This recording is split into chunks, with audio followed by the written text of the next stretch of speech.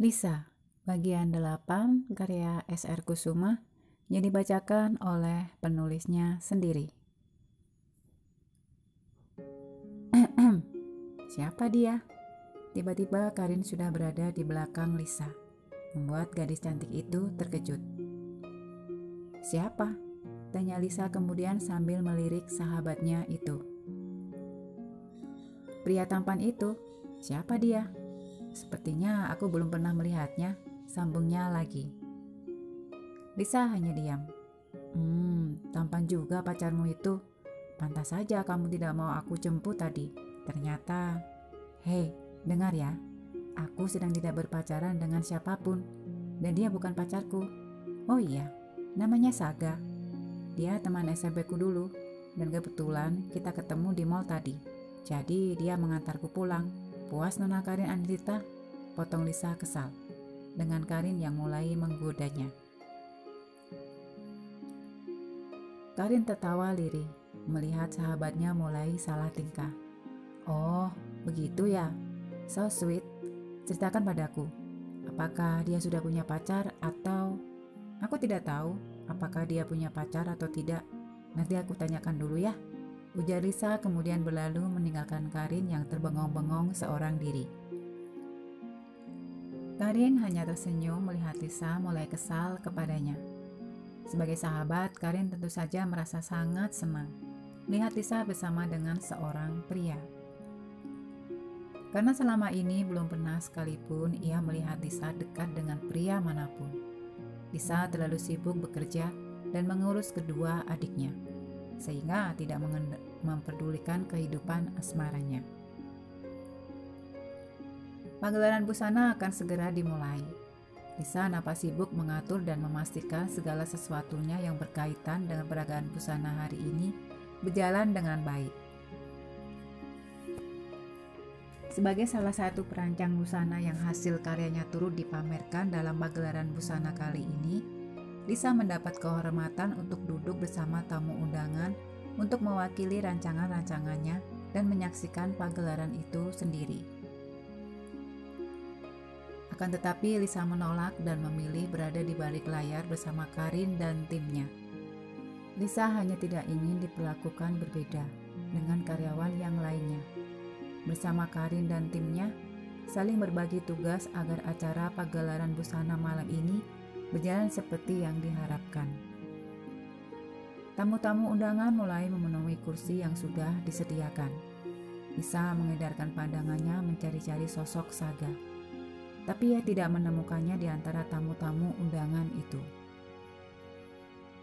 Gadis cantik itu melirik jam tangan yang melingkar manis di tangannya. 15 menit lagi acara akan dimulai. Di mana dia? Gumam Lisa. Gadis cantik itu terlihat gelisah. Lisa pun kembali masuk ke dalam ruangan dan menyibukkan diri bersama teman-temannya.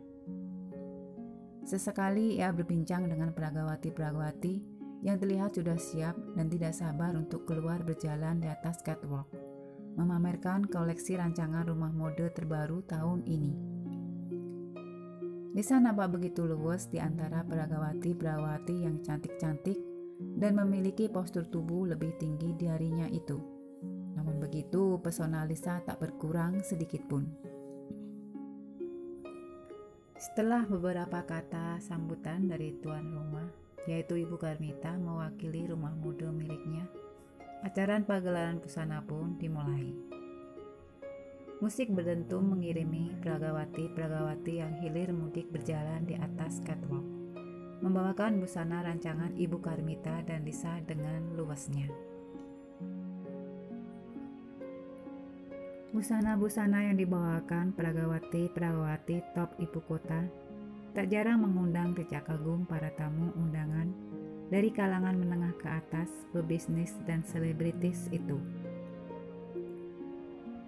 Sekali lagi Lisa berusaha untuk mencari-cari di mana posisi Saga berada.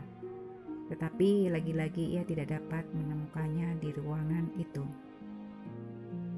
Lisa menghela nafas panjang. Rasa kecewa pun menghinggapi hatinya. Ia tak banyak berharap Saga akan memenuhi undangannya di acara pagelaran busana ini. Tapi entah mengapa ia merasa sedih dan kecewa saat mengetahui teman lamanya tidak datang di acara yang baginya teramat penting itu. "Ah, kamu ini kenapa, Lisa?" Gumam Lisa menyadari dirinya yang tiba-tiba merasa kesal. Wajahnya yang cantik tidak dapat lagi menyembunyikan rasa kecewa yang teramat dalam. Lisa kemudian memeriksa ponselnya, berharap ada panggilan masuk atau pesan dari Saga. Tetapi ia tidak menjumpai panggilan masuk maupun pesan dari Saga. Kemana dia? Ia bahkan tidak menelponku. Setidaknya memberitahuku kalau ia tidak datang. Menyebalkan. Lisa kemudian teringat 6 tahun yang lalu. Saga pergi begitu saja meninggalkannya tanpa kabar berita. Ia seperti hilang di telan bumi. Saat itu ia merasakan kehilangan yang mendalam saat mengetahui Saga tak lagi sekolah di sana.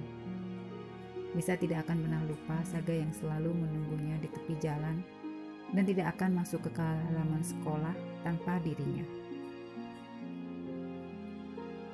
Hubungan mereka pun semakin erat hari demi hari. Mereka selalu bersama. Sampai akhirnya Saga pergi, membuat Lisa merasa sangat kehilangan. Dan hari ini Lisa seperti merasakan kembali apa yang pernah ia rasakan dulu. Saga tidak memberitahu sebelumnya kalau ia tidak bisa datang menghadiri undangannya. Memang aku ini siapa baginya? Kenapa kau harus merasa kecewa? Bisik Lisa dalam hati. Ia mau datang atau tidak, kenapa kau harus kesal? Lisa kembali menyibukkan diri, melupakan sejenak kegundahan hatinya. Dan malam semakin larut. Pagelaran busana sudah sampai pada ujung acara. Ibu Karmita dan semua peragawati yang mendukung acara pagelaran busana malam itu berjalan di atas catwalk untuk memberikan penghormatan kepada para tamu undangan yang telah hadir. Sorak-sorai di belakang panggung menandai berakhirnya pagelaran busana ini yang berjalan dengan sukses dengan hasil yang sangat memuaskan. Para tamu undangan mulai meninggalkan tempat acara.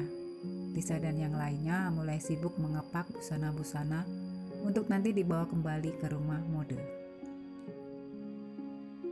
Rasa lelah dan kantuk mulai menyerang. Sedari pagi Lisa dan timnya nyaris tidak banyak waktu untuk beristirahat. "Lisa, aku antar kamu pulang. Ibu Karmita menyuruh kita untuk langsung pulang ke rumah dan beristirahat," kata Karin. Lisa hanya mengangguk. Setelah memastikan segala sesuatunya telah ditangani dengan baik oleh anak buah mereka, Lisa dan Karin meninggalkan hotel dan segera kembali ke rumah. "Hei, mengapa mukamu cemberut seperti baru saja putus cinta?" tanya Karin melihat Lisa hanya diam saja dengan wajah ditekuk. Lisa hanya tersenyum tipis. "Aku lelah dan mengantuk," jawabnya kemudian. "Kamu sudah terlihat kusut, bahkan sebelum acara dimulai," sahut Karin. Lisa hanya diam. "Ya, hari ini adalah hari yang melelahkan," kata Karin lagi sambil melirik ke arah Lisa. "Tapi aku puas, acara kita sukses. Kamu lihat tadi, hampir semua kursi undangan terisi," sahut Lisa. "Ya, kamu tahu itu, karena mereka ingin melihat hasil karyamu, Sa. Rancanganmu selalu mereka tunggu-tunggu. Kamu pantas berada di atas catwalk bersama Ibu Karmita tadi." Lisa tersenyum. "Aku ini siapa, Kai? Aku hanya karyawan rumah mode milik Ibu Karmita, sama seperti yang lain. Mana mungkin aku ada di sana?" sahut Lisa sambil memandangi ponselnya. Masih berharap Saga akan meneleponnya, setidaknya berkirim pesan kepadanya. "Tetapi kamu pantas duduk bersama Ibu Karmita di sana, Sa, bukannya Zendaya. Kenapa harus Zendaya yang Ibu Karmita pilih untuk menemani beliau?" sungut Karin. "Apa bedanya aku duduk di sana bersama Ibu Karmita dan aku di belakang panggung, Kai? Bagiku sama saja. Aku sama-sama bisa menikmati pagelaran busana itu," sahut Lisa. "Zeni, beruntung sekali dia. Kamu yang kerja keras. Dia dengan sombongnya duduk bersama Ibu Karmita bersama tamu-tamu undangan lainnya. Kai, sudahlah. Zeni orang kepercayaan Ibu Karmita. Ia pantas mendapatkannya. Karin diam. Tapi baju rancanganmu sangat bagus, Lisa. Mereka pasti akan memesan baju rancanganmu itu. Karin merubah topik pembicaraan karena ia pun mulai malas membicarakan tentang Zendaya rekan kerjanya di rumah mode. Semua adalah hasil kerja keras kita, Kai. Lisa tersenyum. Sudah sampai. Terima kasih. Kamu hati-hati di jalan ya. Dan beristirahatlah. Sampai ketemu besok, kata Lisa lagi. Karin tersenyum. Ya, kamu juga, Sa. Kamu beristirahatlah. Agar besok pagi kamu akan terbangun dalam keadaan segar. Tidak kusut lagi. Lisa hanya tersenyum dan mengangguk. Kamu hati-hati ya. Terima kasih sudah mengantarku pulang. Lisa segera masuk ke rumah setelah mobil Karin bergerak meninggalkannya. Suasana rumah terlihat sunyi. Naya pasti sudah tertidur dari tadi. Lisa menyempatkan diri untuk melihat adiknya di kamar.